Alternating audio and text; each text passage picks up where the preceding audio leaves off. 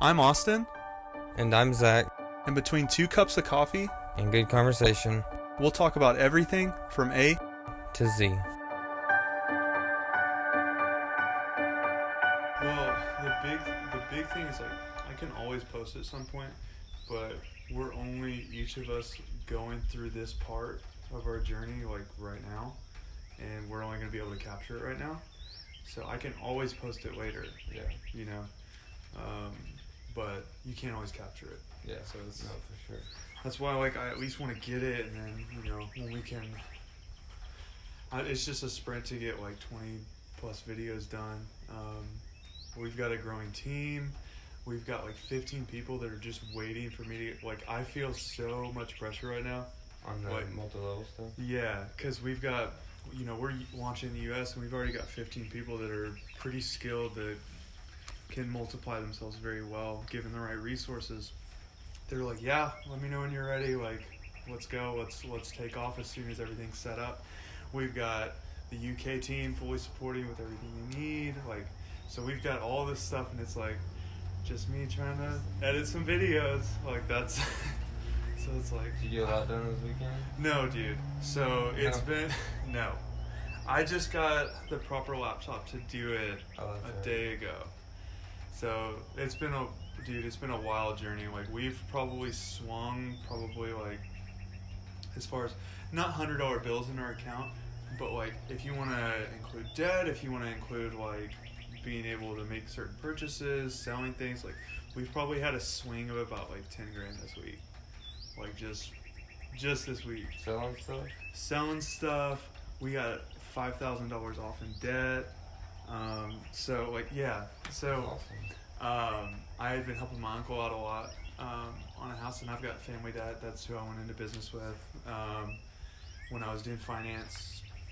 That's a long story. I'm sure I'll get to it at some point during us doing podcasts and stuff. But anyway, he basically loaned the money for me to run his business, and I just did the day-to-day, and, you know, we split the losses 50-50.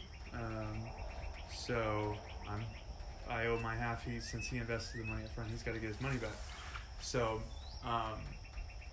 anyway, I had been helping him flip a house, and so I had only probably helped him for like maybe 2 months, and like on and off, you know, like I probably consistently put like anywhere from 15 to 20 hours in a week during that stretch of time. And they just sold the house and all that stuff, and it came time where he's like, all right, you know, we sold the house, and I was like, you know what, and like, it would have been nice to have like money in your hand, but I was like, you know what, whatever you plan on paying me, just apply that towards debt. Let's see where we're at, and then we can go from there. I think he definitely was surprised by that, and I think he probably took more debt off because I went about it that way. Yeah. So I was able to swing $5,000 off debt because of that. That's awesome. So that was really, really cool, because that's something we want to get paid off before we left. So now, instead of owing $12,000, I'm down to like 6 or 7. So like, we're getting close, and like, it's crazy. For the longest time, I've seen that debt as just something that's forever and looming, and like, kind of like that ugly thing in the room that you try and hide and try and stuff in your closet, and it's like, we're chipping away at it, we're getting it, and while still I got this laptop. It's funny, I tried to finance it. I tried going that route, and the way it worked, I was gonna do like a partial finance and then like pay majority cash, but like, you had to either finance all of it or pay in full all of it. It's like, screw you guys, I'll figure something else out. And then that same day, I found a laptop that was even better. And when I went to pick it up, it hadn't even been taken out of the box. Like, it still had this shrink wrap on it. And I saved like $800 by getting it that way. Yeah, and I didn't have to finance it. Was it like clearance or? No, it was on Facebook Marketplace. Oh, really? And they were like, it was very obscure pictures, not much description, but it like had the specs because there's minimum specs. Like, I just got at a standstill with video editing, because like, I literally try and press play, and it's just like nothing. It's like every like 5 seconds I get a frame, so it's like this, That's like all I'm getting with the editing, and so I'm just like sitting there, probably yelling all kinds of obscenities at it, and in order to move forward and do it really right, it was getting that. And it's funny, like yes, it's a really nice piece of technology, like it's awesome, but like I don't want it. Like it was like I had to move a lot of things around. It's funny, like this laptop cost more than one of the cars we sold. Yeah. Like it like sinking feeling. Like when I first got it, like I like felt like I was gonna throw up. I'm like, oh my gosh, like. Well, that's amazing. It's amazing to feel like, because my laptop was about the same. Maybe I sold the car for $1,300 and laptop was around, I think, $850. So it's like it's in that same range. And you're like $2,400 laptop. That 24. But just think about your return now. I know, dude. Like, dude, I'm glad you found a way to do it without financing, because that's a big key, because that can make or break you. But and we're not gonna have to finance a vehicle either. So that's awesome. Yeah, that's so we ended up not going with the 4Runner. So yeah, last we left off. And to think that was only a few days ago. Yeah, yeah, dude, that was like Friday, right? Yeah. Thursday or Friday? Friday. Yeah, so we were worried about not having anything to talk about. Good point. But yeah, so we went to the car dealership, saw what they could do. You know, my credit's not great because I just have no credit history, and any credit I do is like student loans or whatever, which should be all paid off, but a random $400 came up. So. Yeah, so credit wasn't great. We did trade-in. One of the cars, as you well know, is a little beat up. So I went to get them advice, like, we want to trade these two cars in, put it as a down payment towards whatever.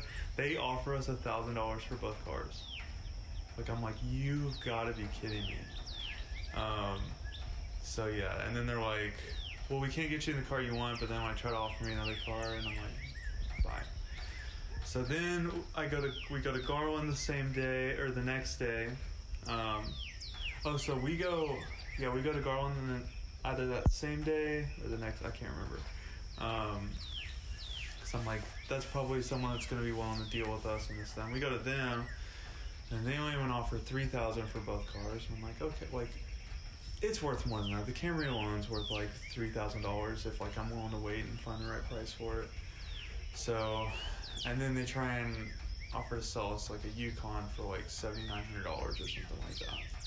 And that's like the best deal we could find. And we're like, all right, let's sleep on it. And we were thinking about doing financing, all this stuff, and then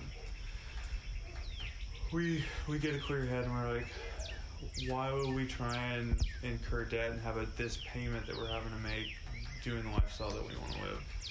Like, that's not smart. That doesn't make sense. And still, like, we're putting all the money towards the car and having to get a laptop and all this stuff. So all these purchases that are having to be made, we're like, I don't see any way like how all this is going to happen, much less in like 3 days. Yeah. So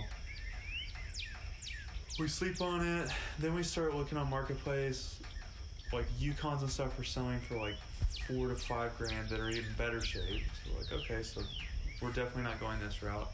And then Saturday, we end up selling the Lexus alone for $2,000. That's the one that's super beat up and has like issues in the front suspension and like all this stuff. So like I was not expecting to get that much out of it because there's so much work that needs to be done. I mean, the whole passenger side needed to be redone and had hail damage and like all of this stuff. I mean, the car's worth like $5,000 if it's like clean title, and it's not a clean title either. So it's like a salvage title. It's beat the hell up. It's got hail damage, and the like suspension has issue. Like the front steering, like if you brake, like the rotors are warped a little bit, and like it's. Is this the one you're having trouble with? Not the truck. No, not the BMW. No, BMW. Okay. Yeah, it's Kayla's car, the one that's like caved in on the right on the passenger side. So we got someone to pay $2,000 for that alone, which for both cars they were gonna offer like three.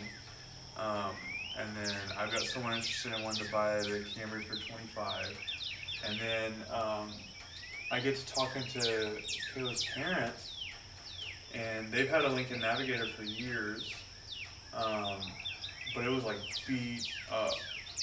And he's like, well, and they were like, and we were talking about the cars and all that stuff, and he's like, well, we ended up hanging out with him on the 4th.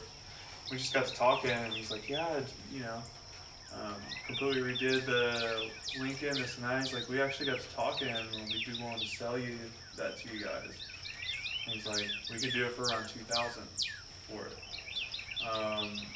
And I'm like, all right, well, I'll take a look at it, because I remember it was rough.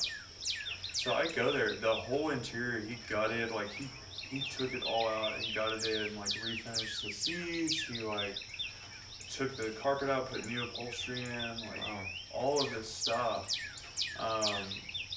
and serviced the motor and all that stuff. And like he treats his cars very, very well. So like I know the buyer and I know like the history of it because he's had it since it was like 2 years old. That's a big key. Yeah. So. Ended up making that deal, and then was able to get cash for the MacBook and not incur debt and get a tablet for Kayla to do her like work and stuff on. So we were able to make all of these purchases at the same time in the span of like and not add any more. Yeah, and not add any more debt.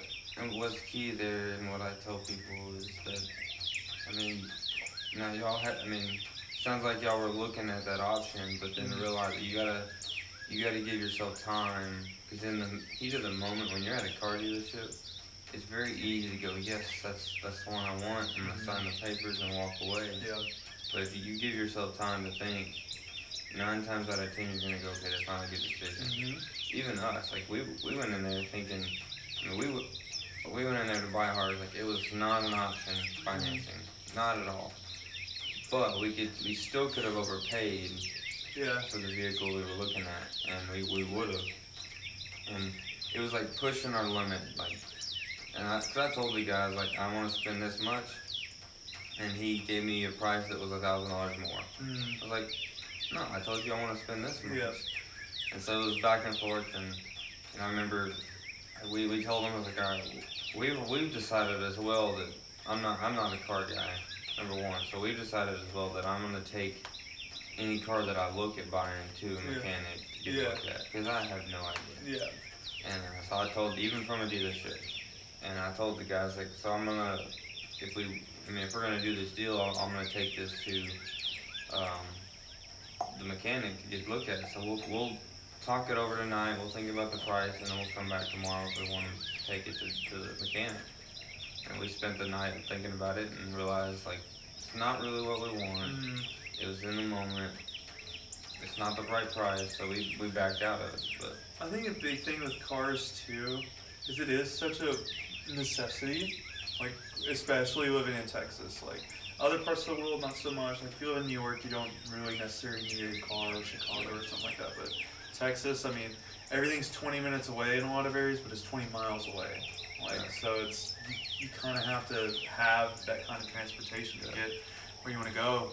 especially out here, we don't have Uber and Lyft. Yeah, out here. And we do. I mean, I'm sure you could find someone for sure. But my point in saying that is, nobody likes car shopping. Like nobody does. But like the thing is, it's for most people, it's the second biggest purchase you make, other than a home, and you want to get it done in an afternoon. Yeah. Like it's just like that's. Think about how long that's supposed to serve you, and it's like if you can just take a little more time to think about it and not get so like I want to get it done, so emotional. It's like a lot of times you get clarity and you're like, no, that makes no sense.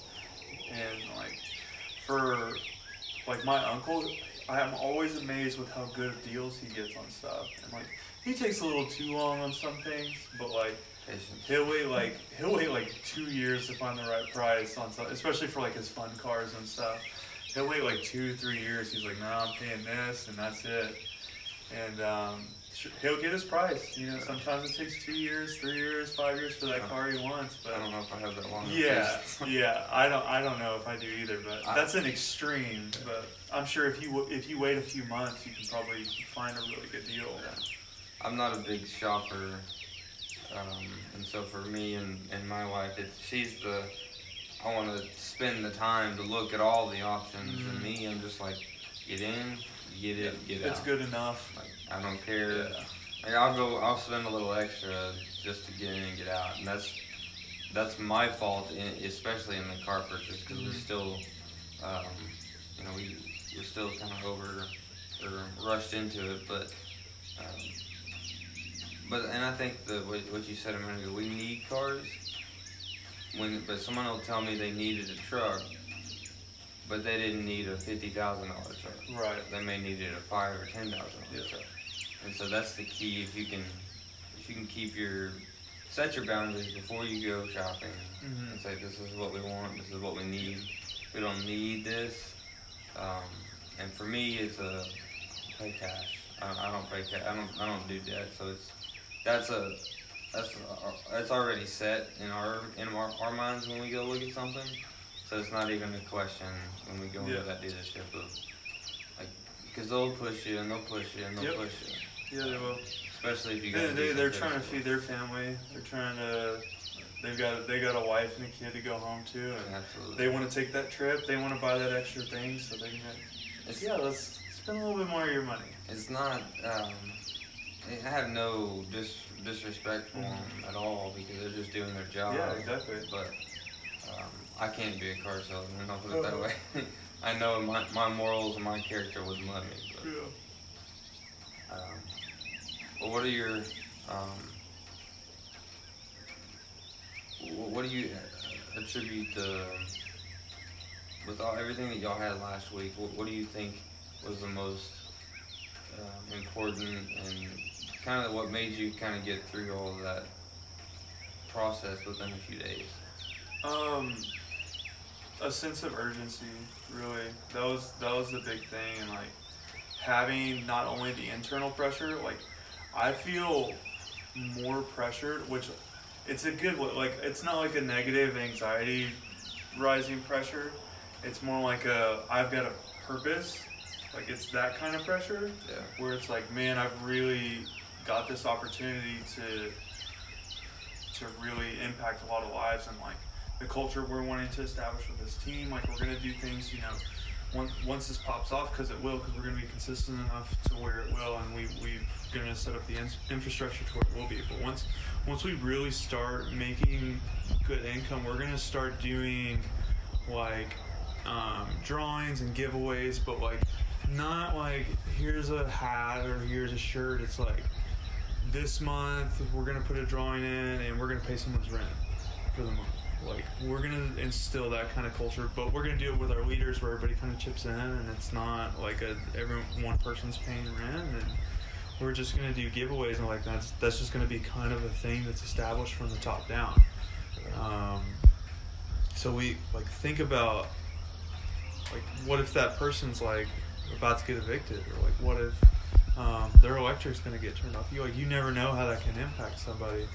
Or maybe that little bit of like belief makes them want to work so hard that they're able to change their family, you know, like giving people opportunities to do that and giving back, you know, because with building a company like that, people that work with you, I mean, you can't do it without the other people also sharing what you've established and the infrastructure that you've laid out. So it's about paying it back. So anyway, I feel all of this potential and like all of this what could be, and this big vision that I can see right in front of me, and it's just like I just have to keep doing these steps, next day, like I didn't sleep again, like it's go time, like it's that I'll make up for that at some point. It's go time right now, and like this window I can't ever get back. So like I'm living in this moment and this stretch of time until I get this project done. I know that's when the work begins, but like that's where the start is. That's where I've got support. Like it's me, right? I got to put that work in kind of by myself right now, and then the help comes, and even if the help doesn't come, like that's okay too. I've at least got this, and I can share it with everybody, you know. So, yeah, it's just that's the key. That's what's making all these things happen, because they have to. So how do you rein all that in to focus on what needs to be done? Like, you have all this opportunity, all this potential out there, and you can see it right here in front of you, but it's at this level. And so how do you think you focus that energy? So instead of just so broad scale, you don't get anything done. Yeah, I'll be honest with you. Like, there is a little bit of waste of time, you know, because you're like, man, this is a lot of stuff. We're selling things, we're negotiating prices, we're setting out purchases for later. I'm learning a whole new software. I've at this point I've only edited through iMovie, which is great, but like to the level of quality that we need to get to, I'm having to use this thing called Premiere Pro. The layout's different, but it's so much more capable. So I'm having to learn that. Like, for instance, a lot of time involved. Yeah, so like I'm basically going to school while I'm basically doing on the fly. I'm like, man, I want to make this transition. How do I do that? How do I search for that word? What does this term mean? Like, so it's a little bit of like taking time, but then once you learn it, you're good, and then it's just repetition. And the cool thing is you make transitions and you can save them to where you just kind of stretch them out, or like change certain parameters for the next time you want to do it. But yeah, it's just that process of learning, applying it, and that's the thing. I'm like, I'll get caught up and I'm like, man, you gotta do this. And then I've noticed like the self-limiting belief is like really trying to creep up. It's like, you can't do this. Like, you're not meant for something. And like I'm like attempting to self-sabotage myself. And it's reining that in and be like, okay, what can you do right now? What can you do right now? And just kind of focusing on that, like, what's the next step? What's the next step that you're in control of? And just keep taking those little bites. Like you always say, you know, eating that elephant one bite at a time rather than trying to swallow the whole elephant, because it's never going to happen. You're going to have a bad time. Yeah, it's not going to work. Yeah. I think that's, and that's what I try and tell people too, is in any aspect of their, goals, is you want to start with a why, start with the end in mind, but you've got to break it down to something bite-sized, and I'm struggling with that too, with the business, trying to get it going. I think the thing I'm struggling with the most is the marketing side, because I just don't know, and trying to get, there's all these different avenues of how to market, where to market, what to do, and so, but I'm more of a boots on the ground type of guy, and so I want to get in and start talking to people, now facing what's going on right now. Yeah, it's like the face-to-face contact is limited. I think it's making me want to self-limit myself and say, oh, because of this, I don't want to go do that. Yeah. But I've got to break that. I either got to break that and just go do it, or I've got to break it and do something different. Well, and who knows if by this happening it forces you to change like how you can communicate. Let's say you get good at doing online advertising. Well, what if you have such a unique perspective that you can help people that do traditional business, like face-to-face, stuff like that, mom and pop type stuff. What if you're the person that can help them link to be heard online through the next avenue? What if you're the people that transition from radio to TV? I'm sure there are people that help people through that process to make money through that process and help people convert. Yeah. Who's not to say that maybe you can help with that? You know, there's still people paying $15 to $20,000 for a TV advertisement, and that's all they know. They're like, they're told, Facebook doesn't work. That doesn't. Yet there's people saying that Facebook impacts the election. So you can't have it both ways. It can't not work, and people aren't there, and people aren't paying attention to it yet. It can impact things like that. So just who knows if you have that unique perspective to help people out. Exactly. Well, and I think it's pushing me out of my comfort zone, and which is that's all entrepreneurship is. Exactly. Like, I was listening to a podcast, and it's this guy that's the big time serial entrepreneur. He got his start because nobody would hire him, so he started his own company. As far as in like, he had first seen Star Wars when he was in like high school, and he wanted to do special effects, but like he knew nobody in Hollywood, he knew nothing about special effects, and he had no money. Yeah. And so he started a company and made himself like an employee of the company, not like owner. And then like he would spend money for like a newspaper ad saying that there's a job for the position he wanted. So he'd get these resumes and be like, oh, this is the type of resume I need to fill out. And he also knows people that are looking for jobs and what company they're currently at. So he could then, promote himself to these companies. And that's how he got his start. So That's anyway, interesting. yeah. So he was, God, I'm going to get back to it. What was the point? What were you saying? And what was I? Entrepreneurial of getting out of our comfort zone. Oh, yeah. It's gone. It's gone. But it Yeah. is all about being out of it, because ultimately we want something that's beyond our comfort level. Mm, That's our goals. Any of our goals, nobody has a goal that's below their comfort level. yeah. So if you have a goal of X, but your comfort level is below that, then why would you go to X Mm-hmm. if you want to be comfortable? Yeah, if that's your focus is comfort rather than achievement. Then your goal would move down to that lower standard. And so any goal that we have is above your comfort level. And so people got to realize that, whether it's weight training, it's paying off debt, any of that is going to be out of your comfort level. Paying off debt, you're going to have to make sacrifices like you just did with not getting paid, Yep. however much it was, rather than just putting it towards the debt. Yep. What could that have money done They could have done a hell of a lot, yeah. in your situation? So you made that Pretty much decision. everything else would be done, like all the wind up purchases we make to like get on with it. So what was the push to put it towards the debt instead? That's gonna be over our head. Like that's like you're still owing somebody money, and even though it's not on my credit, and I'm still owing somebody money. And there's something that comes with that in like life.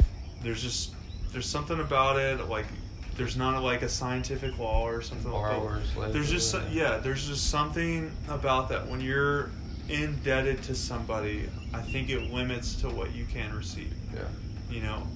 Anybody who's really, really made like a real fortune or like a real large business, a lot of times they're not a slave to the lender. Yeah. They've figured it out, and by the time they can have all the money they want, they're like, no, dude, I'm good. Like I did this myself. I don't need you now. I needed you back then, but I figured it out, so I don't need you anymore.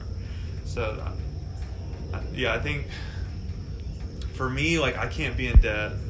Like, and it's kind of a blessing because like I didn't have credit. I couldn't even if I wanted. I probably would be in massive amounts of debt if like my parents had to set me up with good credit or something like that. But like the fact that I've never really had credit, I think it's been a benefit because it's made me innovate. It's made me be like, okay, like I can't just be like, oh, I'm just gonna put it on the card, next few months expenses, whatever. It's like no one's gonna lend you money. And your parents don't have money either, so you gotta figure it out. So how do you feel now with going through all the process last week? How do you feel about debt going forward? Like, if you were to need a new piece of equipment or vehicle or whatever?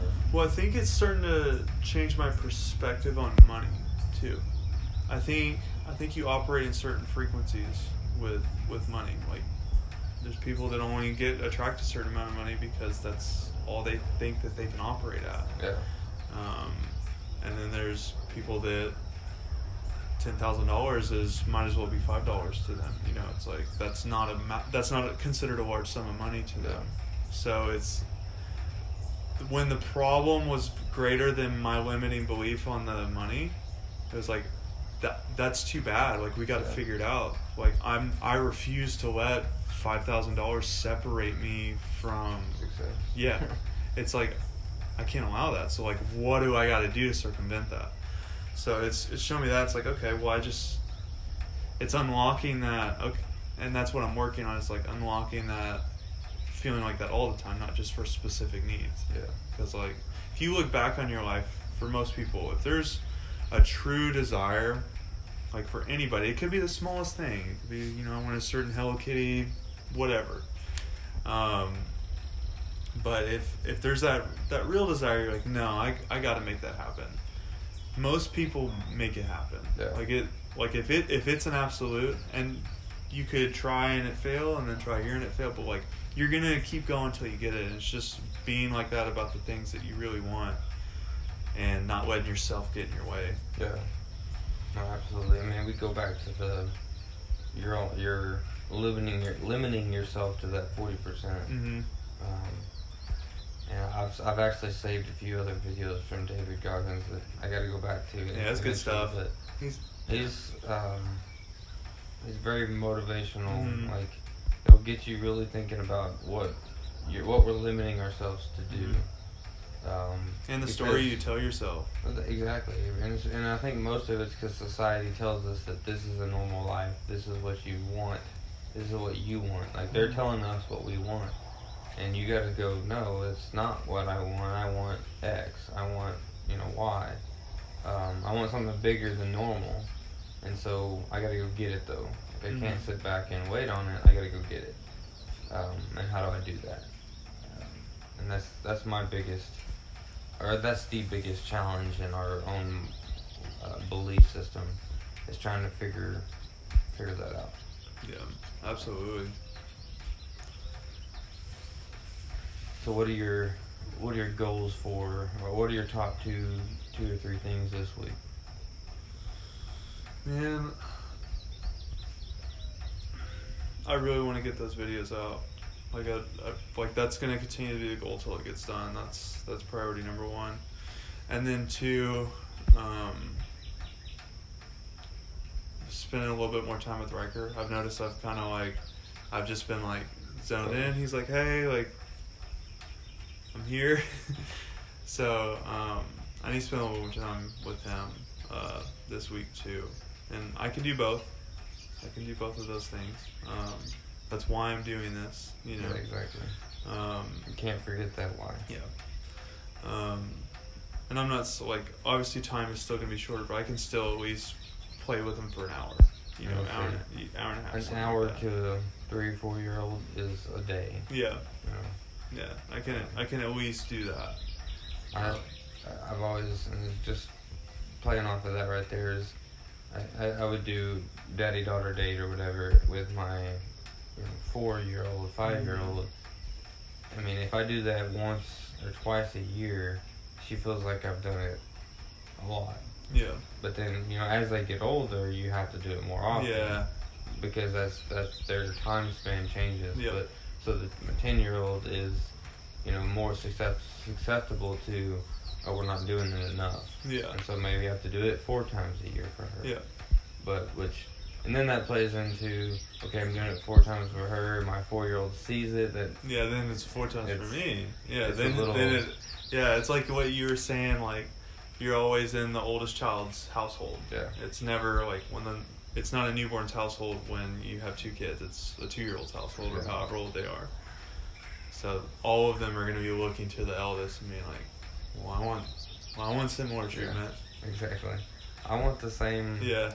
toy or whatever that she's getting, and it just doesn't work. And that's where parenting comes in. But that's the hard part, because I want to, and it may be that you just don't label it as a date to the older kid, in front of the. But y'all know it's a date, and that way that the older one feels like she's getting what she wants, and then it kind of goes there, and it just plays into, like, that's why we do this. That's why we're trying to do this, to be able to spend more time with them, more quality time, and not waste our efficiency or our time on an 8-to-5 job. Yep.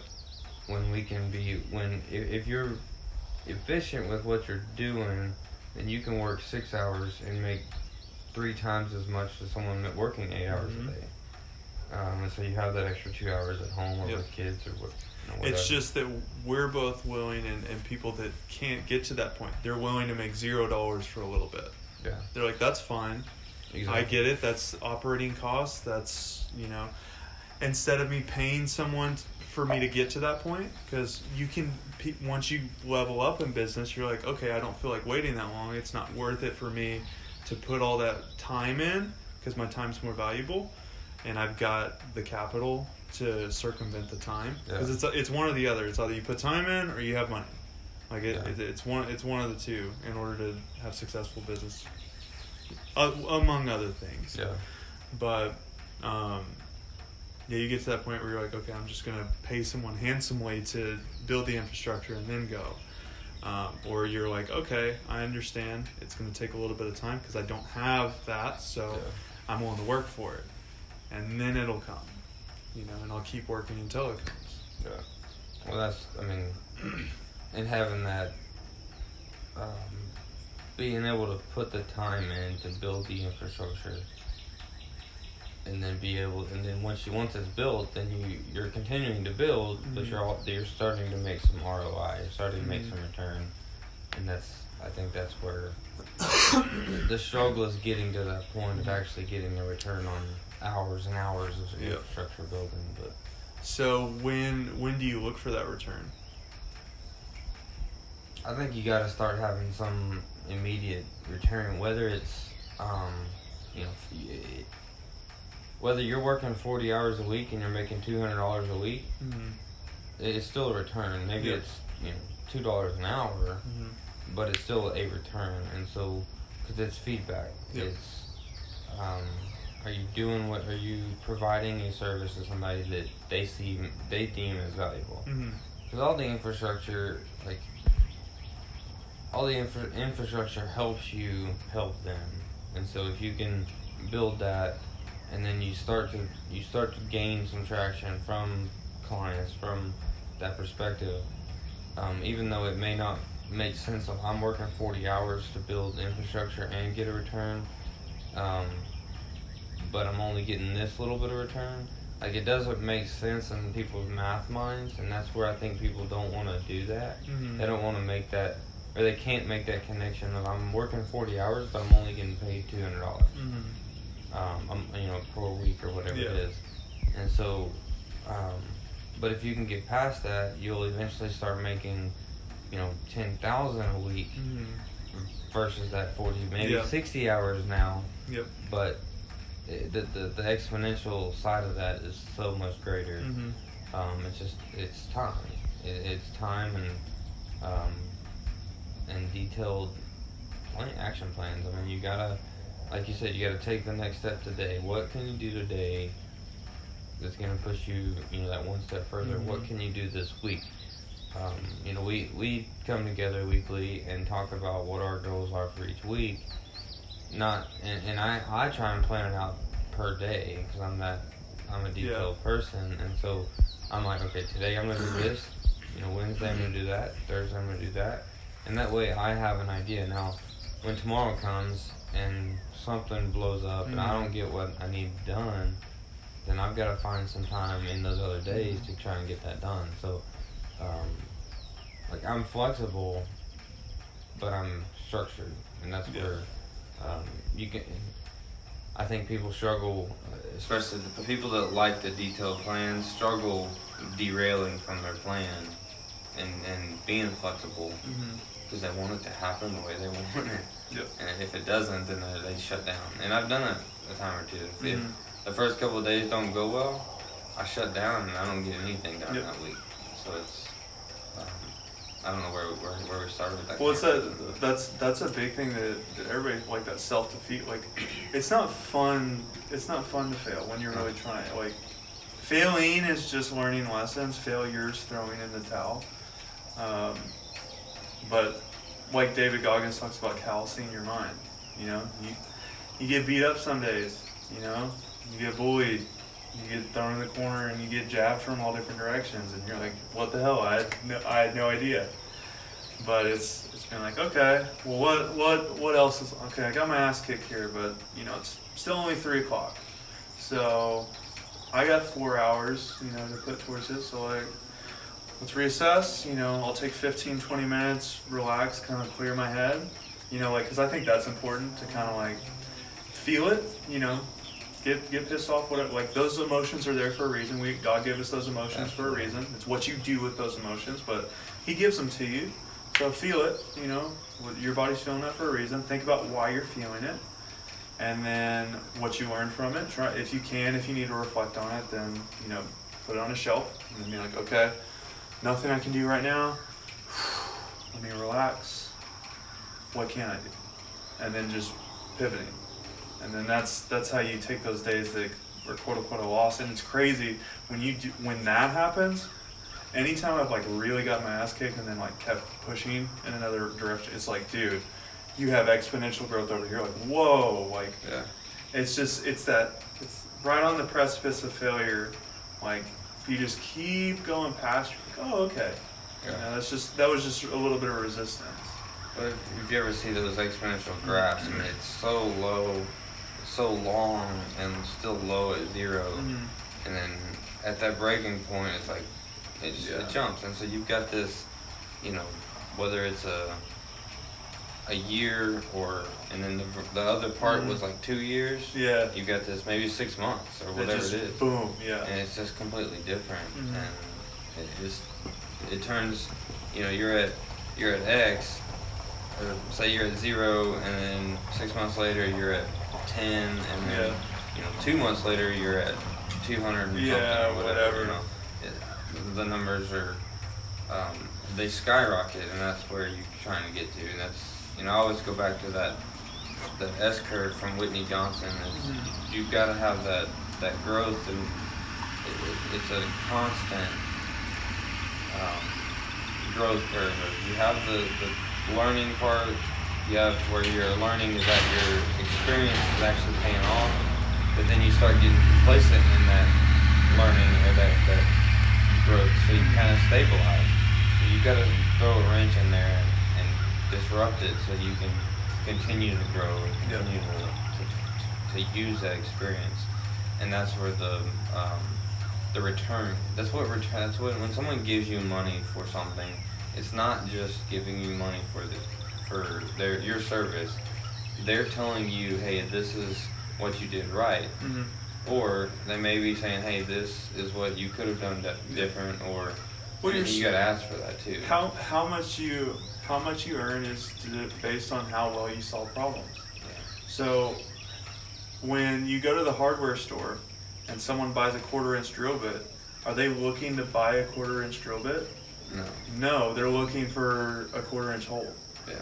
So that's why someone decided to make a drill bit so that they can make that hole. So the more holes you can plug, the more money you can make, and the more problems you can solve.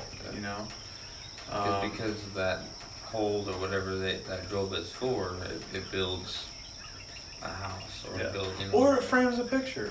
But even still, like. But it's solving a problem for somebody, or solving a need for somebody, and that's what you're doing. You've got to find a place in the market that you can do that with your talents and your passions. Yep. There's a good exercise that for every day, think about 3 problems that you face in your day. And the first couple days will be easy, but pretty soon you realize, okay, it's the same similar problems. And then figure out that intersection of where those problems are versus what your passions are. And that's where the innovation comes. Like so many, like for the longest time, to put in screws in a house, you had to use this guy. Like that is what people accept. That is what it is. There's nothing you can do about it. And then the electric drill came out. Someone said that's not how I'm doing. I don't accept that. Yeah, they said I don't. No, I'm wasting so much time. So like, I don't accept that. There's got to be a better way. And they dump their life and soul into finding out a better way. I've got my Milwaukee drill now. I ain't got my shelves, you know. So it's because someone said I'm not accepting that. Yep. And that's what we have to get where we are. Like, just because it's the way we've been doing it, it's the best way so far. It may not be the best way completely. So figure that out, and that's where you and take that one, run with it. But it's always good to question people that have longevity in entrepreneurship and like really people that are high earners and like up at the upper top of entrepreneurship and like business owning. They're always curious. Yeah.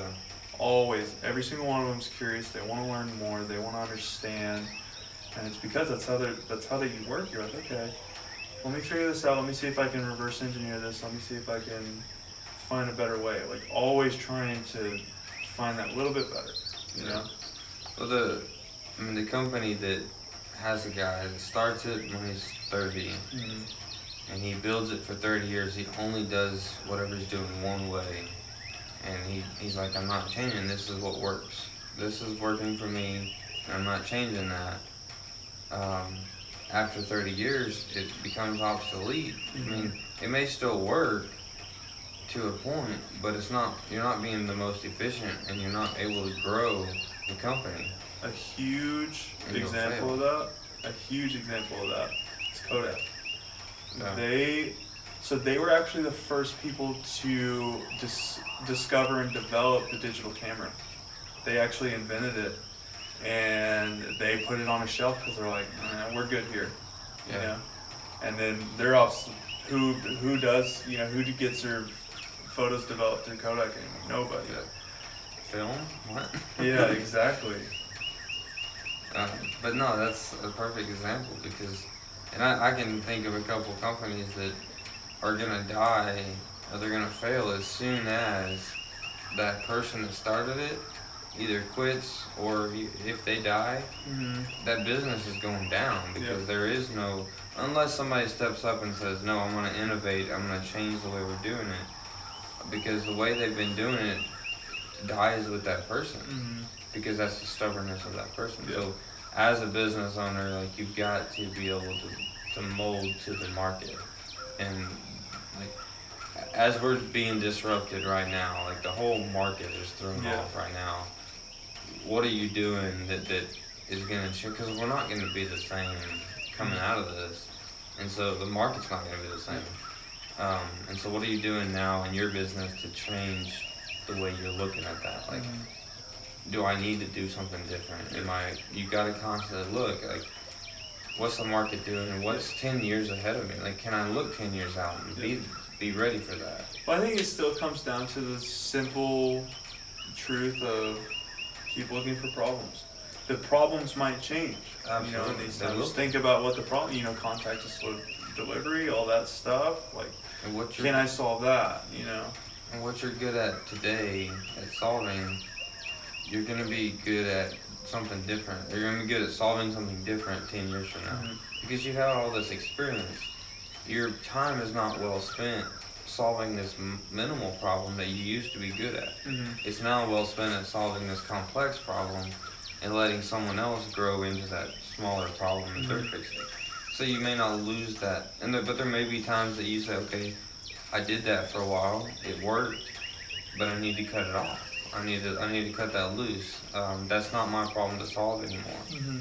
I think from an overall business standpoint, like I look at opportunity and I see this huge window. I'm like, okay, I can do that, but what is my focus? And that's one of my goals this week is to really nail down my ideal client so that I can focus on that instead of just throwing everything out there and hoping somebody understands. So, like, what are you doing right now as far as, like, to try to acquire clients? So, I mean, I've started, Facebook. I've reached out to some vendors, some insurance guys, a bankruptcy attorney, an attorney that does will and probates and stuff like that. So I'm looking at doing some videos with them, some Q&As, just to kind of pick their brain and help my clients understand that part of their financial foundation. You know what? One thing you might be able to do is you could probably use maybe COVID to your advantage. Facebook has like a local support page, and you can promote your services. Like you might be able to do free whatever 20-30 minute consultation to help out with whatever. You know, if people are, you know, recently lost their jobs, like how do I consolidate? Yeah. And you could either go about it by doing a one-on-one Zoom, spending that time in there, or you could do like a webinar where you get a bunch of people on and you kind of, here's some good general guidelines for this. All, if you want to have specifics, I can do a whatever course and do one-on-one with you for this fee, and it's going to be discounted or whatever. But you could do that and offer like aid, like general tips, stuff like that. That might be something you could look into. Yeah, you run the potential of not getting anything out of it, but who knows? Clients are created in conversation, in really any business. So you've got to get to talking. That's my challenge, and I'm gonna try and really focus on that this week. Is to just get out and talk. I don't know if I'm fighting with that. Do I walk into business, or do I just start calling people and trying to find people that I know? And Facebook, like, I've never been a big social media person, and I've talked to I haven't either. some people that are helping me with that. And so, but you know, they focus on Pinterest, or this one focuses on the Google ad type, the Google search engine optimization. Yeah, SEO, yeah. That type of stuff. I'm trying to think of the name, but so it's that I know nothing about. I've always been the guy in the field. Yep. And in the last 5 years, I've started to grow and learn some of that, and at least know that it's out there, but it's actually figuring out what's efficient and how to make it. Well, maybe you can use that to your advantage. Maybe think like the guy in the field, reverse engineer that. Maybe that's your ideal client. Yeah. Maybe you know how they think, and think about if you were to get on Facebook when you're in the field, like what's some things that you enjoyed looking at. You know, start thinking about your client. That's the thing. Like, try and attract you, because I guarantee you have common interests with a certain market. You know, so try and attract you first. Okay, what's my ideal client? Your ideal client is someone you can relate with the most, so someone who's going to be similar to you. So reverse engineer you. Think about you as a client, and, you know, generally, maybe not go so narrow, like widen a little bit, and then maybe that's your audience, and you're going to have more relatability with them. You know, you're going to have similar experiences. Maybe you could even target people that have wildlife degrees, who work in the service industry. You know, the service meaning, you know, either like skilled manual labor. Like you can target that audience. You know. Well, and I think, and that's definitely somewhere I've been looking. I mean, so for the three main clientele that I've kind of narrowed it down to is, you know, your student, your high school, college student that's looking to not go the same route as everybody else and you know, borrow a bunch of money. So I want to help them stay out of, you know, go through school, stay out of debt, and at least have a plan for their career, whether it's college or trade school or just straight up finding a job and then working their way up in that job. And then, so that's one of them. No, I wouldn't say priority number one, but that's just one of them. Number two is the young married couple or newly married couple. Doesn't have to be young necessarily, but that's trying to figure out that communication element to their finances. And then, I mean, number three is just I had it a minute ago.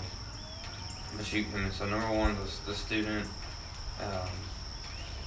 young married couple, and then really, I mean, anything that I want to help businesses help their employees. I want to give them a benefit to their employees that it doesn't cost them. Like, I know we both work for a company that he struggled to find benefits to give us that made sense for him and for us. Yeah. So health was a struggle in today's world to find with the level of business, with the level of employees we had. Now you can do it. It's just a matter of did it make sense for him. He made the decision. It didn't. Yeah. I never saw the numbers, so I'm not really sure. But I want to be able to give a business some benefit. And in my head, if you think about the service industry, they're always looking to make an extra dollar. And but why is that? And because they think if they're trying to make an extra dollar, it's because they're having some issue at home with their finances. They need more money. And so they're out of time. Exactly. You and know, so because of like in the industry we were in, it's like you switch a time for dollars, especially if you're out in the field. Like you're paid for your time, and there's only so much. That's a dangerous way of living because you run out pretty quick. And so they either want to leave your job early so they can go get another job, part-time job, to make more money, or they're just going to jump ship for $1 an hour. In all reality, it may not make them more money. An extra $50 a week. You may have overtime, and they may not, or however that works. But it's you gotta show your employees you care about them for them to want to stay. And so building, I want to help them build a personal foundation for their finances, so that when they get up every morning, they're focused on that job. They're not having to worry about, if their mortgage payment is going to get paid by Friday. It's the peace is there, the stress is gone, and they can walk into work focused on work, not focused on home. If they're focused on work, then that business actually makes more money in the long run because of all their employees I think that's have that foundation. It's got to build some sort of loyalty too, helping people get out of debt and having a plan for their money. Like if your business provides that for you, Like same with the owner at the mechanic shop I worked at. He was the one who put me through school. He paid for schooling and also paid me. And that paid off for him. I made him a lot of money doing that. But he was willing to do that, and that made me want to work harder for him. This guy believes in me. He cares. He's investing in me. I'm not just an employee number to him that I fill out on a tax return.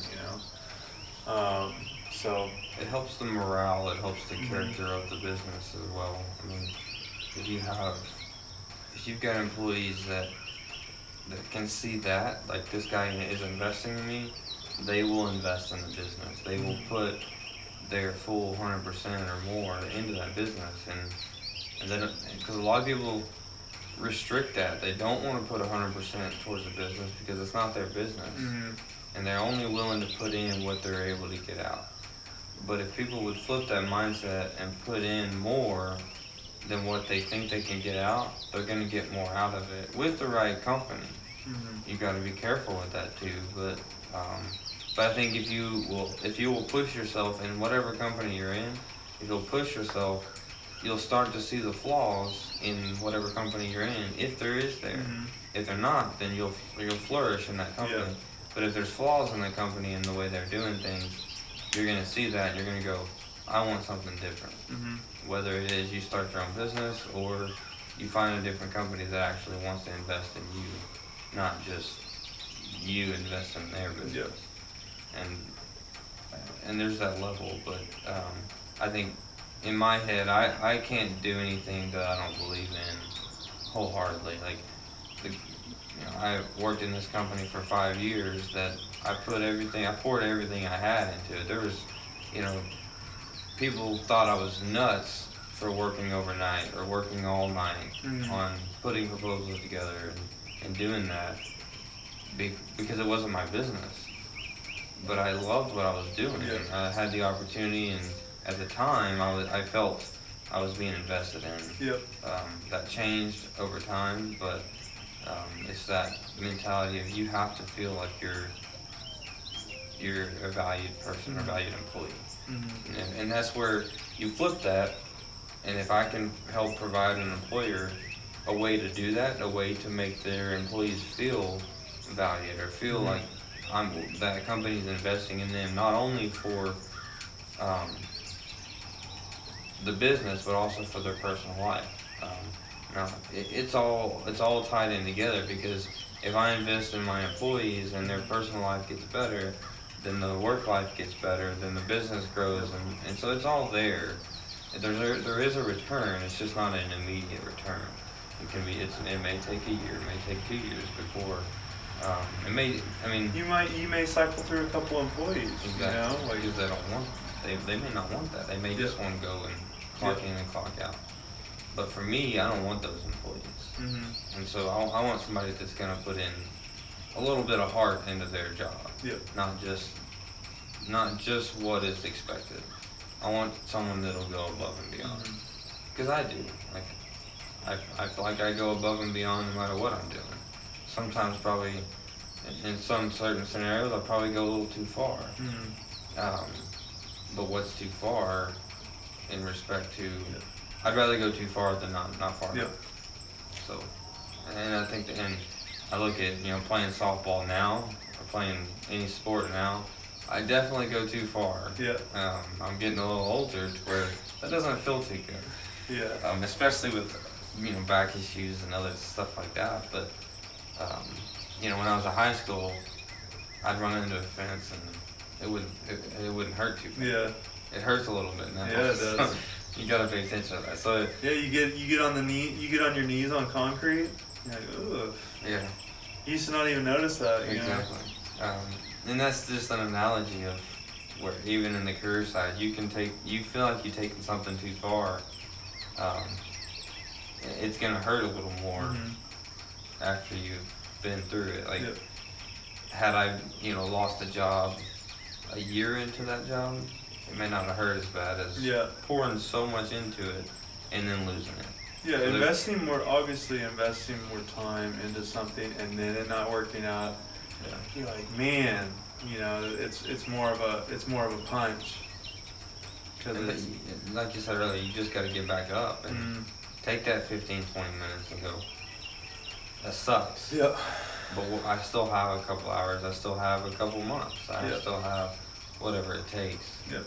I can't just sit back and let it. And I can't sit back and just let myself sink into this hole. Yeah. It's a pretty popular quote, but it says that what happens to you, like life, like what determines your life, is 10% what happens to you, and it's 90% how you respond. Absolutely. So you hear so many people, well, this happened to me. Well, this happened to like 10 other people, but like they're doing great. They took that adversity and flipped it. And they're like, okay, well, let me innovate now since I got denied this. Okay, well, what's under this door? Yeah.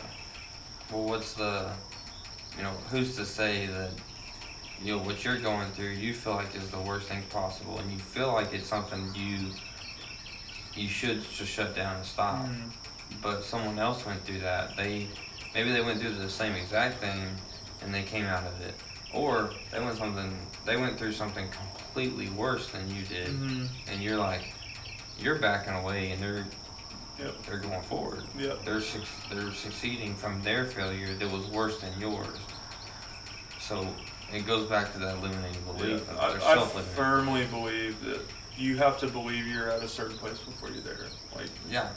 I think that's the only way it works. Begin with the end in mind. Begin with the why. Why? What's 10 years down the road?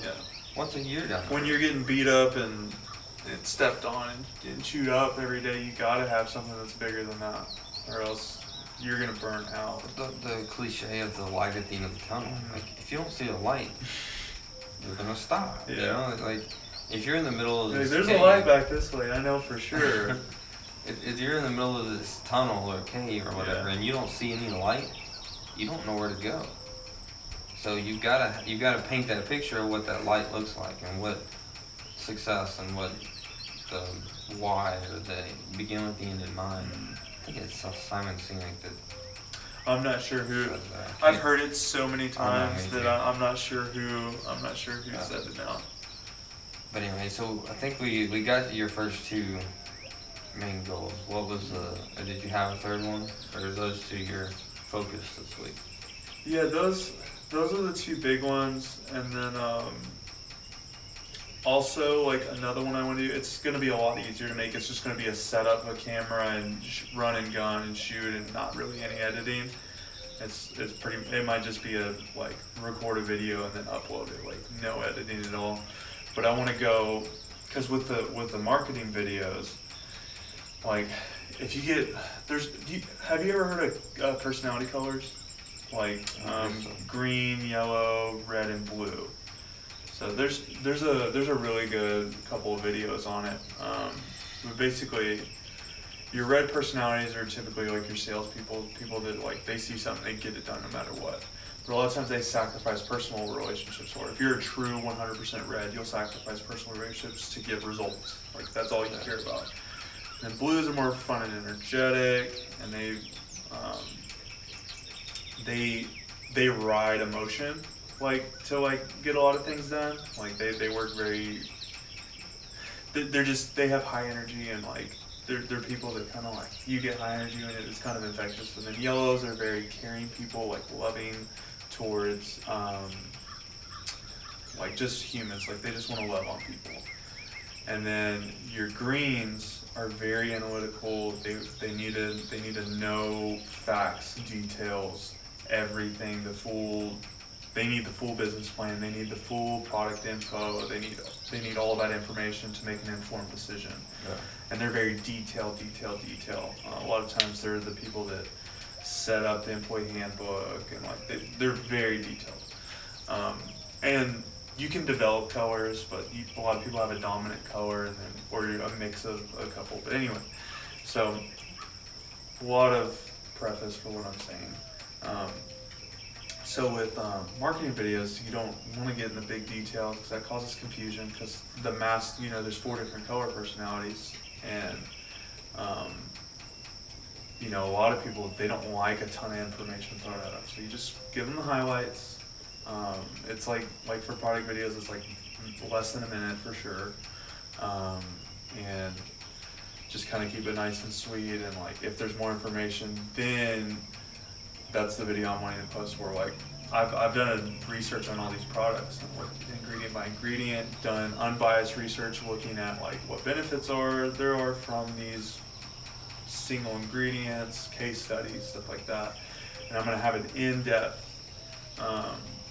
product review of each one where I go really into detail, the science of it and all that stuff, and then have that for your green personalities. So I do it one time, I really spend the time into it. I do it one time. Not only do I benefit from it, but all the team, that you just literally tag them in that. Here's for all your greens, it's like, okay, here you go, here's all the information you need. Yeah. And then PDF files linked to ingredients, stuff like that. So I would like to make that as well for a couple of videos at least, or for a couple of products at least. And how many products do you have? There are 24.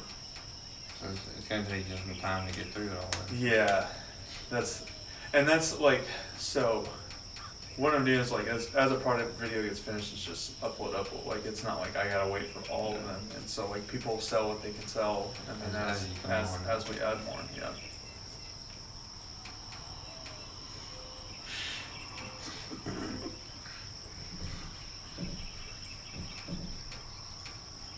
Sweet little guy.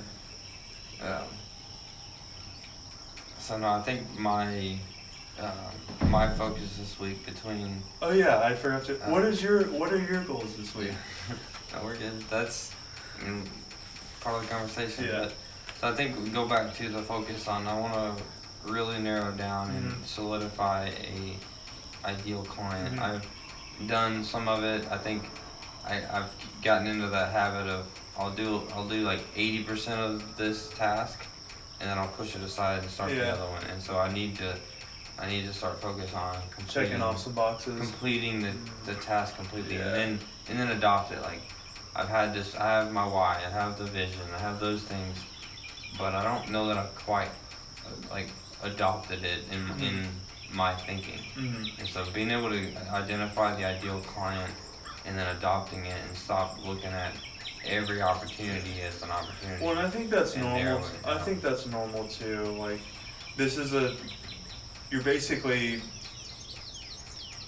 starting a new philosophy for how you want to conduct business, or like what your life's work is. Yeah. So like, it takes time, you know, like to really really sit in and like, yes, you know it up here, but like to know it here. It takes conversation, because if it's just in here, it's stale too. It gets pushed aside. But if you're talking about it and you're living through, like, you can write out something, but then the minute you express it, your mind goes, that didn't sound right.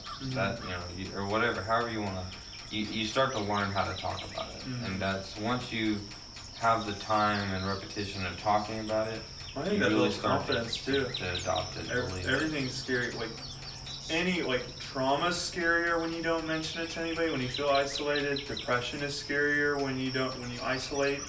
I mean, if this is like what's going on now has taught you about it, self-isolation. Like it causes panic. It causes like not talking about it, not like being open about it. Like that's the worst thing you can do for any type of major, like whether it's you're aiming for success or starting a business or trying to deal with your emotions. Like letting it out it helps with that process. Absolutely.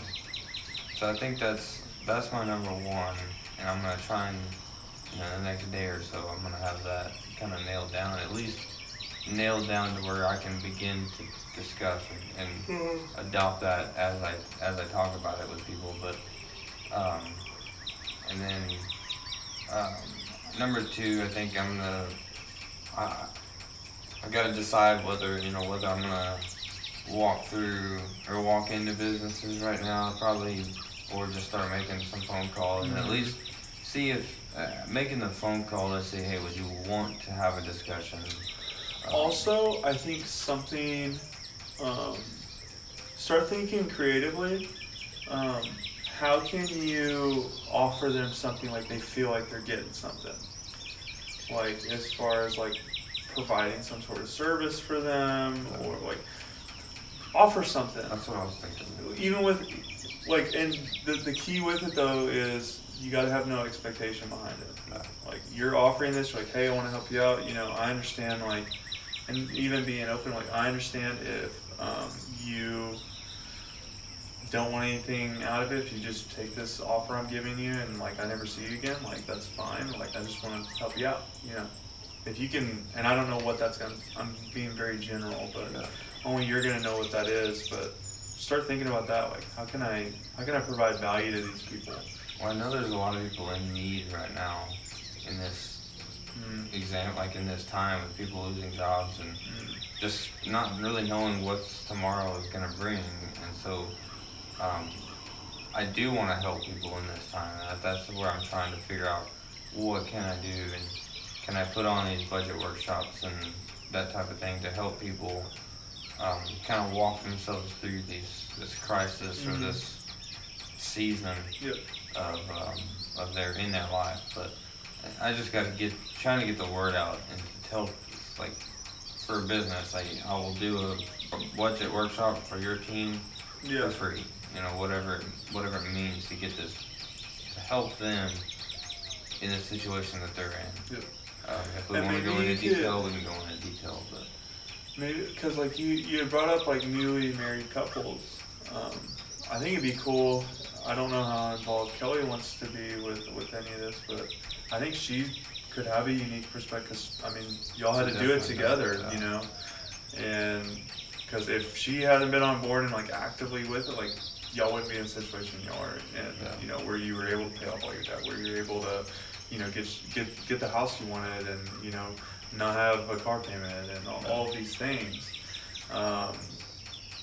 You wouldn't have been able to do it without the teamwork. So I think I think something that would be cool if y'all could do like some sort of workshop on like communication basics for finance, and like maybe set up some sort of like kind of like talk and brainstorm on like how y'all can make a workshop, some exercises y'all could do, like just start thinking about that. I think that would be something that would bring a lot of value to people.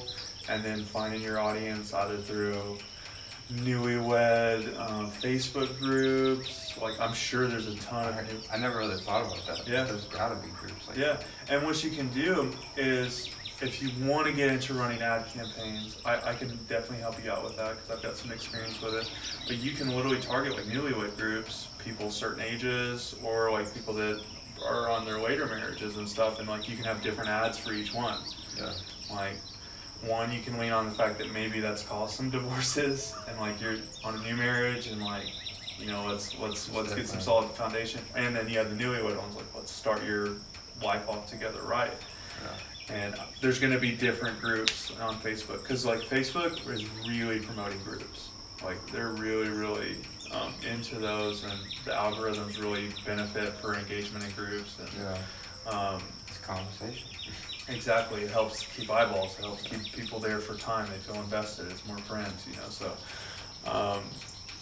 yeah, think of some good like material you could have for that, and then you know start looking through like newlywed groups and stuff like that, and maybe join in there and like see what the page rules are, because some of them will have like once a month you can promote your business, you know, and especially if you're posting stuff not related to business a couple of times, and then that last time of the month you're basically giving value, and then asking. It's like jab, right? Mm-hmm. Yeah. So that's one way to do it. That's free, you know, joining some of the groups will let you advertise your business. Or you could do the paid way where you go through Facebook ads and do that too. But I think that's something worth looking into. So there's so many, if you really like try and get creative with it, you're like, okay, what angle can I hit this from? And it's all about experimenting. Yeah. You know, it's all about just like, okay, this could work. I think if I try this and this work, you try it. You know, these two things didn't work, but I learned this did work. So okay, let me branch off of that. Okay, let me attack this and this part of this and see which one's more efficient. So it's just keep probing, keep testing, and you'll find your niche and avenue. For sure. And that's what I mean, kind of where I'm trying to focus on this week is I've got to figure out a way to get the outside of my comfort level to get people to know what I'm doing, and because I want to help. That's the main, you know, I want to solve people's problems, and that's the main idea of it. And then I think the last thing for me is, I mean, I guess the number two is making enough phone calls, getting enough conversation had that it gets out there, you know, that I'm actually talking with people about what I'm doing, so that I'm even giving myself a chance to get something in return, or get clients and get that return of time that I've already invested so far. And then I really don't know off the top of my head what a third one would be, but I mean, I think those are two of my main focuses, and it'll probably take up a lot of my time this week to do those two things. But yeah, that's the main focus there. I think that's a good thing to get clear on, because that's gonna. I mean, if you don't have the intention right, then. Yeah. Well, I think it's just so broad. You're like, I'm gonna cast my. I can impact everyone. You know, like which you can, but I can see an opportunity. Like, I was reading something on Facebook this morning about a retirement home, and I'm like, ooh, I could help. Well, no, that's not my ideal client. Like, I gotta have that mindset of I could help them in this way, and but then I gotta realize, like, how does that play into my why or my ideal? Instead of focusing on the wide, who can you go deep with? Yeah, you know? exactly. Who can you really impact? And because I can impact a little bit of everybody, but who can I impact a lot? And it's funny, as you go really deep, like you really start impacting people, and it spreads out. You know, because that person I impacted a little bit, it may have clicked a little That's bit, cool. Yeah. and they walk away. And then they drove home. Yeah, and then they forgot about me. And but if I can impact that person deeply, then they spread that and say, oh, you need to go see this person to their friends or their colleague or whatever. And I think that's where, again, it's all a matter of time. But if I can put enough time into it now, the return comes faster. If you put 10 hours a week to it, you're going to get 10 hours a week of return. Yep. If you put 40, 60 hours a week to it, you're going to get 40 to 60 hours of return. It's going to be applied somewhere. At some point, it's going to show up. Exactly. So that's where I'm at. Hopefully it can. I guess we'll talk next week, see where we. Yeah. Or where we get to, but. So what were some big wins for you this week? I think the biggest win is just having the time away from everything. Yeah. To just reflect and kind of step back a minute and say, okay, I'm going a different path, and like I completely walked away from a path that I wasn't liking, but I felt that at some level I felt it was a need that I had to stay on that path. Yep. And then having coming out of that and going, I don't need to be there. I don't need to go down that road.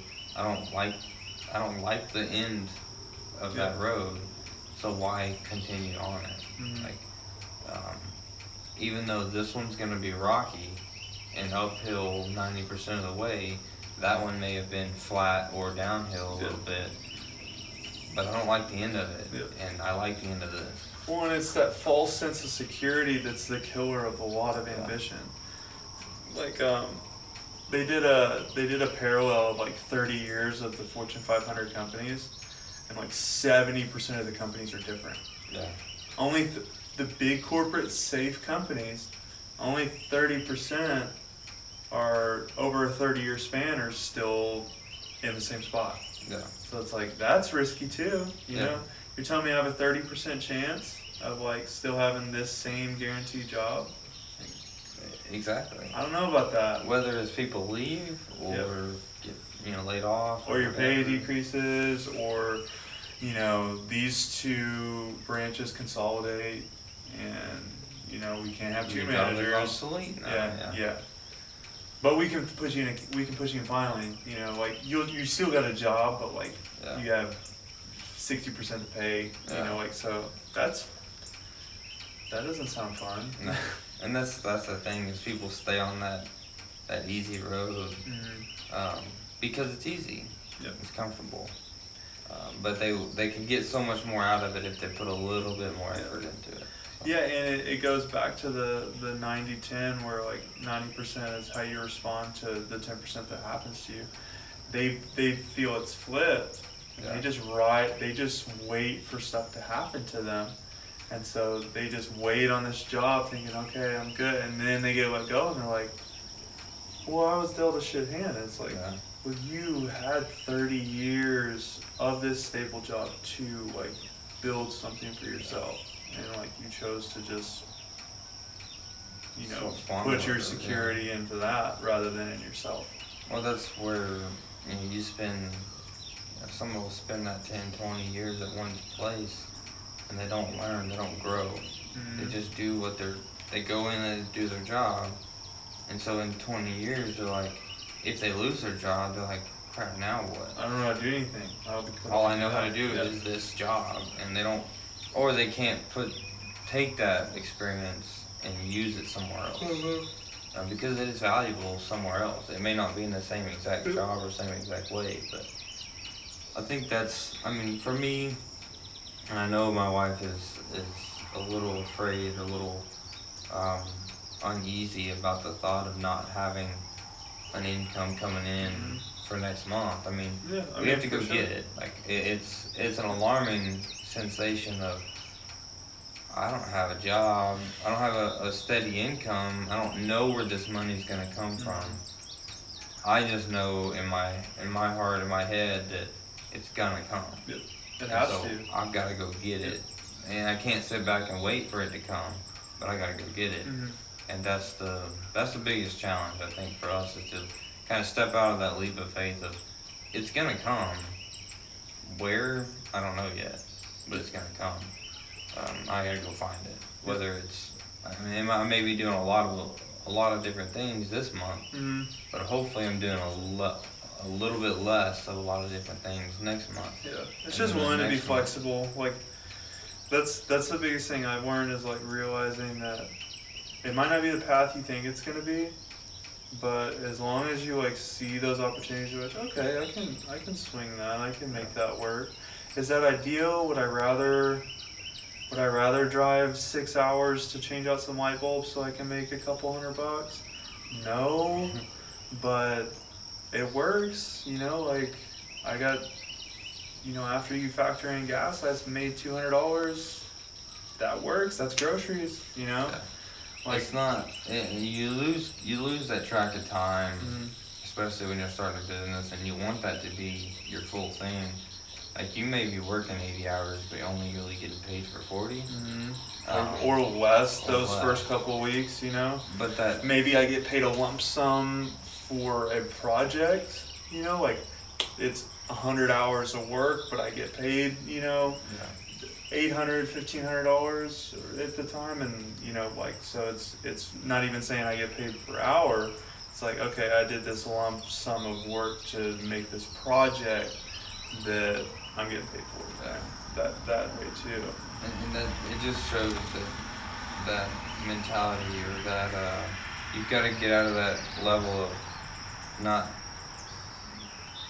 Or you have to get out of that accepting that I am worth 30 an hour, or I am worth this. And so when you go spend 6 hours, you're not getting paid for the 6 hours. You're getting paid for the hour or two that you're there. And so you divide it all out, and it looks like you're making $5 an hour. Yeah. Well, that $5 an hour paid your bills to get to where so you can get to where you want to go. So like these next couple months, I may be getting paid minimal, like $5 an hour. If you're all said and done, just making sure your minimums are covered. But the minimums are covered. That's the biggest key. And so the minimums are covered, so that next month maybe we make more than the minimum, and then the next month, and the next month, and then it starts to actually start to pay off, or the numbers, that $5 turns into 7, turns into 10, 15, 20 per hour, whatever that number is, it starts to add up and grow as things happen. But it's just, I think it's going to be these first couple months are going to be the most challenging. You know, how rocky is it? How uphill is this road? Well, it's starting the momentum's the hardest part. Like, I mean, you know, you think about starting a bike uphill. Like you got to get that first turn, get it rolling, and so I think that first turn, that first pedal. That's the big arc of effort. It's a big arc of effort, and then it's just like maintaining the momentum at that point. And it's that limiting belief. Like, do we have the confidence or the self-belief of we can go make this money doing whatever? Like we can, and do we want to? It's like elephants at the circus. I don't know if you know how they're trained. When they're babies, you put a stick in the ground, and that elephant for hours and hours tries to yank and pull, but it's a baby, and it can't pull that stick out of the ground, and it just gets defeated. And years later, when it's full grown, they use that same stick. And it believes I can't be broken from that. You know, so that's the hardest part. It's the hardest time is the first time. You know? And then as you continue to build those wins, you're like, no, I've been doing this for a minute. I even at this point, I'm still so early in the entrepreneurial career, but I even have some wins that I'm like, no, I did that. I've done well. I did this. I made this happen. You know, so like, yes, I haven't done this before, but I hadn't done that before either. And I figured it out. So let's go. Let's give it a go. If I don't, okay, I'll figure something else out. You gotta go. Fine. You gotta go with that attitude. You're already in it. It's in now. The eject point was past. We already crossed that bridge. So it's like, okay. If you say no now, you're gonna be in a world of hurt. You're having to undo a lot of shit. And I mean, worst case scenario, that person or me, you do have. If it's not working, or if you don't figure it out, maybe it's the self-limiting belief that you're struggling with. If you can't figure that out or get past that, then maybe you do have to go find another job for the time being until you can get past that belief. Yeah, and then that's the thing. Like, you got your ass kicked here and here, and you're not necessarily starting over. You've gained all of this experience, and then maybe you have that job. Maybe it's a couple of years, and then you give it another go. You know.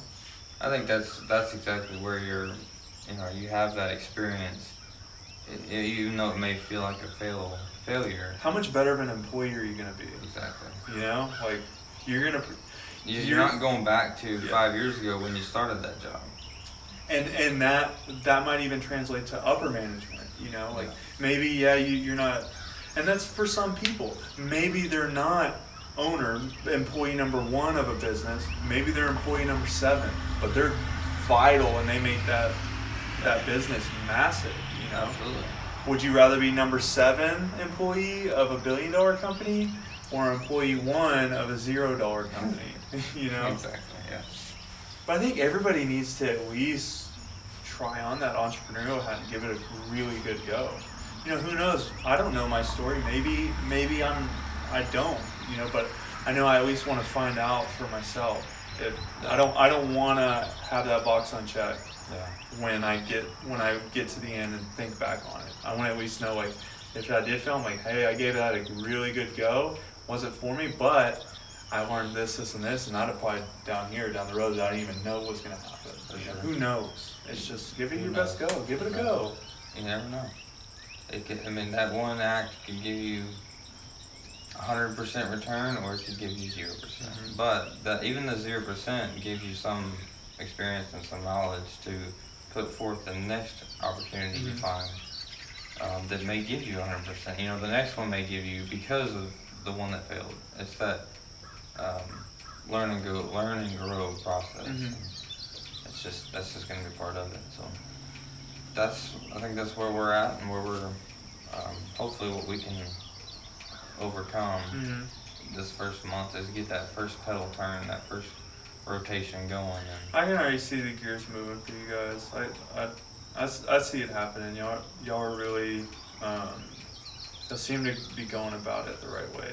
I feel like I'm in you remember the mountain bikes, and they have all the 7 gears or whatever. Yeah. I feel like I'm in that gear 1 where you're doing this just to get up and in you're your not bed. going anywhere. You're going very slow. Like that's the way I feel. But I think over time it'll begin to move closer to that 7 gear where you're pedaling slower, but you're making more progress. Zooming, yeah.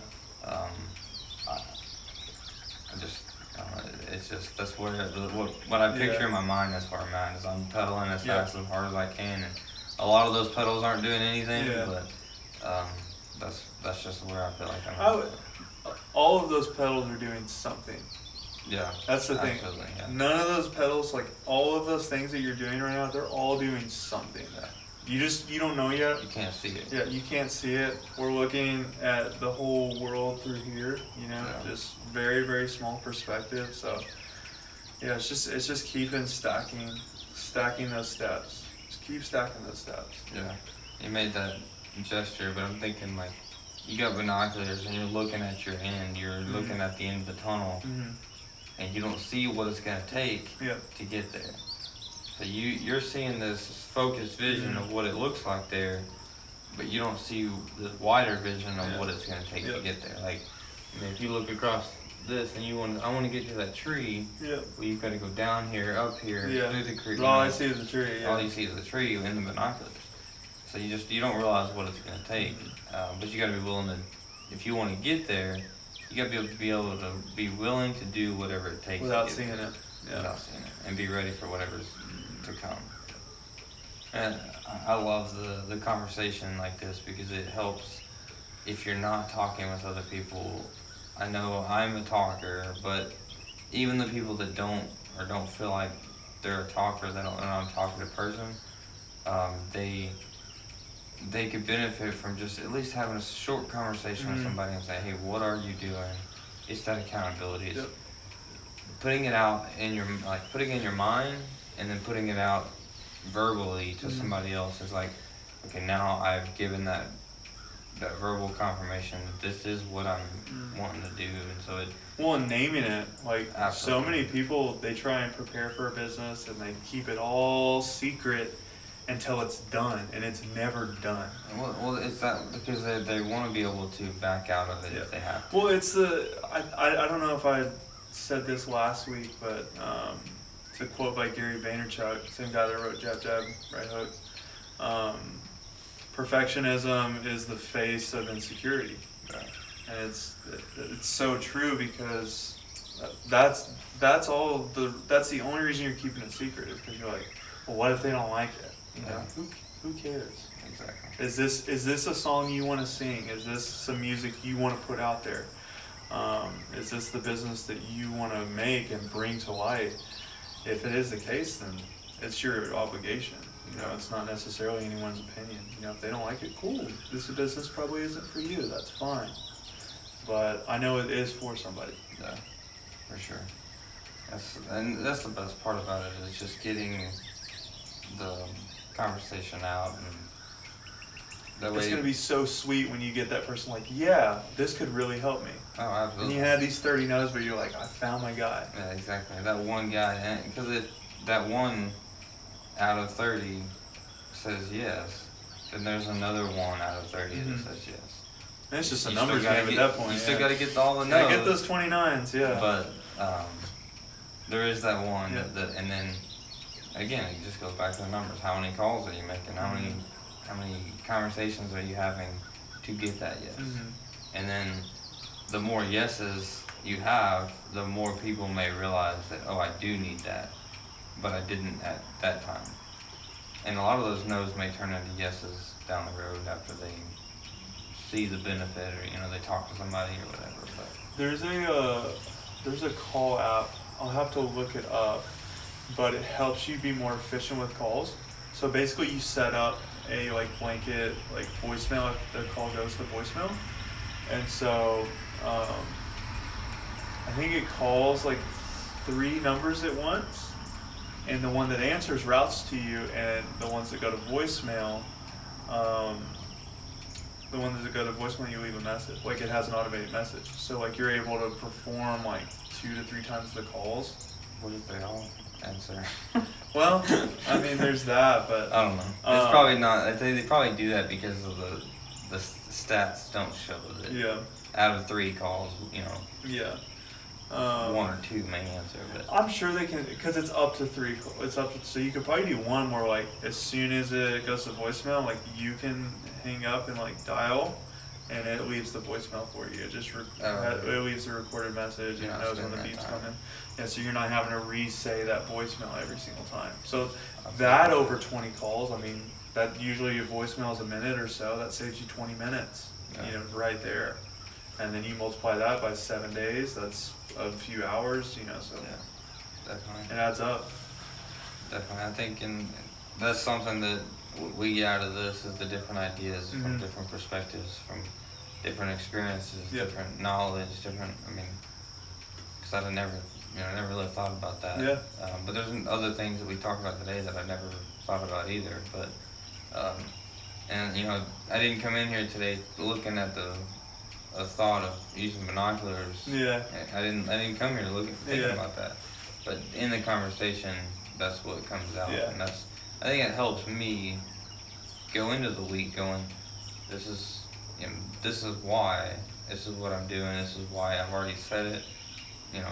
It just gives me that confidence that it just kind of helps reiterate what we're doing here. But. Well, that's the thing I know. If you can just get clear on what you want and you can set a direction, with your work ethic, it's gonna get done. Yeah. That's all you need to do. You need to set that path, that guideline, and maybe it's only a few weeks out. That's the one thing that I'm gonna challenge you to do. Maybe your interval is gonna have to be shorter than you would like it to be. Yeah. Because I know you like to have beginning to end. You like to have that plan, and on this journey, there is uncertainty, and you got to be okay with it. Yeah. And so have a loose plan, like you were saying, having that flexibility, even with what you're charting. You know, it might weave and turn a little bit, and you got to be okay with that. You got to be okay with that bumpy ride, and that kind of go with the flow a little bit. But yeah, like with your work ethic, man, like you're gonna move some mountains. For sure. Hopefully. I appreciate it. Yeah. Sounds good. Sounds good. Well, good luck this week. You too, man. It's gonna be a big week. We'll meet next week and see who wins. Hopefully both of us. Yeah.